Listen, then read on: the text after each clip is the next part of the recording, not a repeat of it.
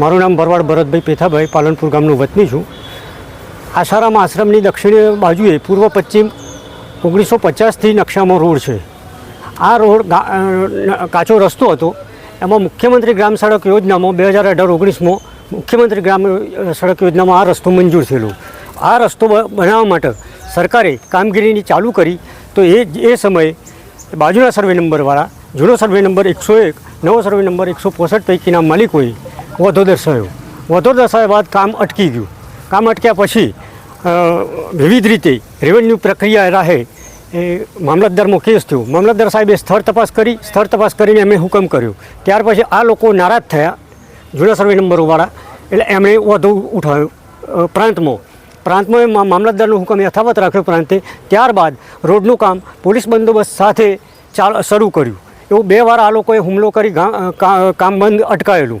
તો સખત પોલીસ પહેરો લઈ અને રાતનો દિવસ ચાલુ રાખી અને કામ પૂરું કર્યું રોડનું.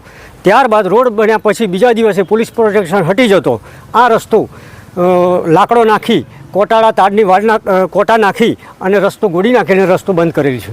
અને અમે ત્યાંથી નીકળવાની તૈયારી 10 તારીખે હું નીકળ્યો હતો ત્યારે મારી ફેટ પકડી હતી અને મારા સાથે મગજમારી કરી હતી. એ મેં અરજી પોલીસ બંદોબસ્તમાં આપેલી છે. અને તે પથ્થર મારો એ કરેલો પથ્થરા નાખેલા છે ત્યાં હાલમાં. કોને કરી દઉં બધું? આમાં 165 સર્વે નંબરના માલિકો ઠાકોરભાઈઓ છે એમણે.